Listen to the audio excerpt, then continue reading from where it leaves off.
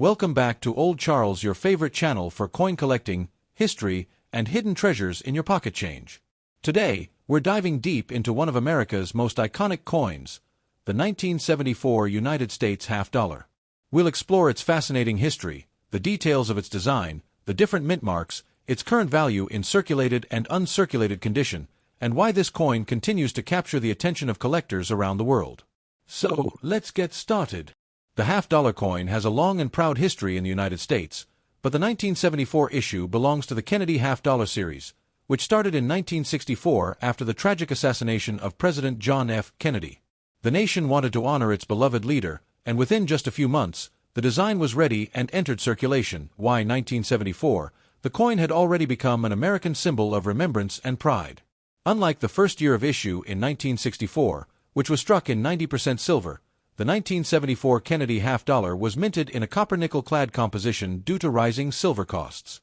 This makes the 1974 half-dollar part of the modern clad coinage era, which began in 1971. The obverse of the coin features the portrait of President John F. Kennedy, designed by Gilroy Roberts, while the reverse shows the presidential seal with an eagle holding arrows and an olive branch, designed by Frank Gasparo. It's a coin filled with national symbolism and history. Now, let's talk about varieties. In 1974, the Kennedy half-dollar was minted at 3 locations, no mint mark, with over 201 million coins struck, marked with a small d mint mark, producing over 79 million coins, which made proof coins, with a mintage of around 2.6 million proofs. This makes the 1974 half-dollar very common in circulation, especially the Philadelphia and Denver issues. However, the San Francisco proof versions, especially in higher grades, are much more valuable to collectors. Alright, let's get into the question most of you are waiting for. Asterisk, how much is the 1974 half-dollar worth today in circulated condition? Most 1974 half-dollars are worth 50 cents, basically their face value, since they were produced in such large numbers. However, in uncirculated condition, mint state, their value goes up. For example, about $1 to $2 around $10 to $15 prices can reach $50 to $100 or more, especially if the coin has strong luster and no scratches. The 1974 S-proof half-dollar is more valuable. Standard proofs are usually worth $4 to $10, depending on condition. Cameo or deep cameo proofs ** in high grade can fetch $50 to $200 or more. One interesting fact. There are also 1974 D double die obverse DDO errors, which show doubling in the inscriptions like, "In God We Trust." These rare errors can be worth hundreds of dollars, and in top grades, even more than $1,000. When it comes to coin collecting, condition is everything. A heavily circulated 1974 half-dollar with scratches and wear will usually have no extra value. But an uncirculated coin with sharp details and strong eye appeal can make all the difference.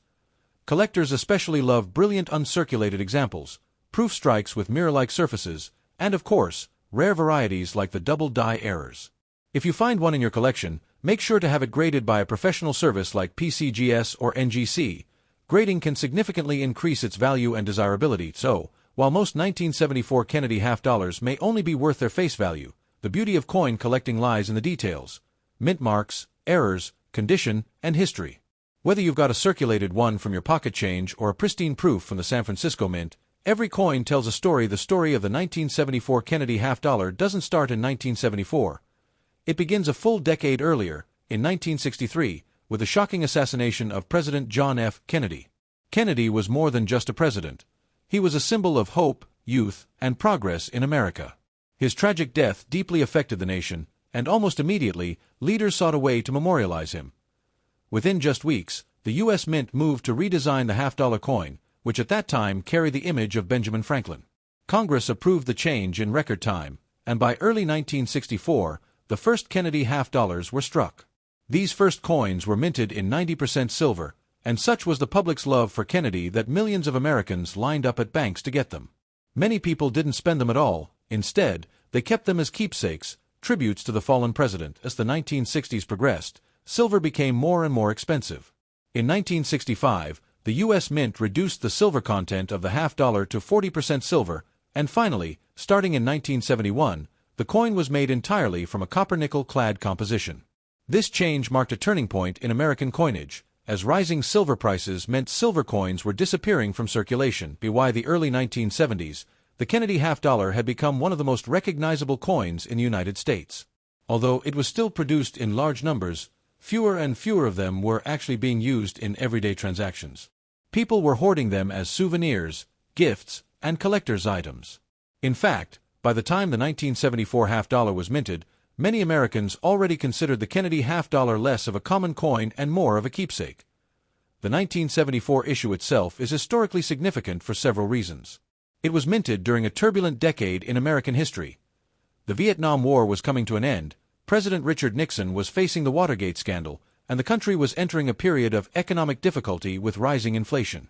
Despite all this, the Kennedy half-dollar remained a symbol of national pride and unity, a coin that reminded Americans of Kennedy's vision and leadership. On the design side, nothing changed between 1971 and 1974.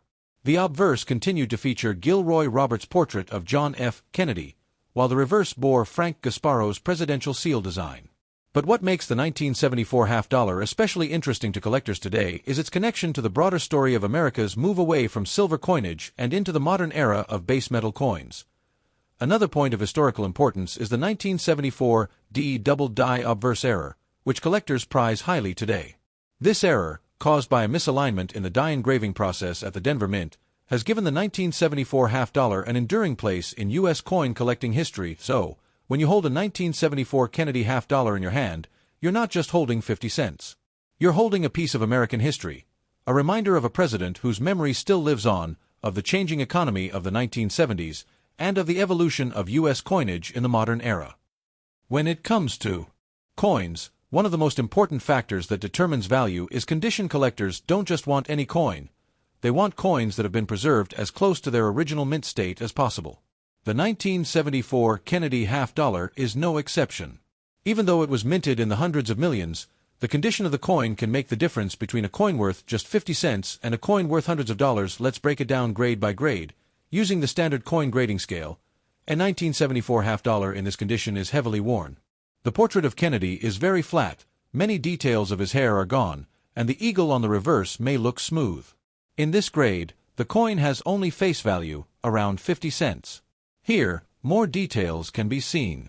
Kennedy's hair will have some definition, and the eagle's feathers start to show. These coins may have circulated for decades. Value is usually still close to face value, but collectors sometimes pay a small premium. At this level, the coin has light wear.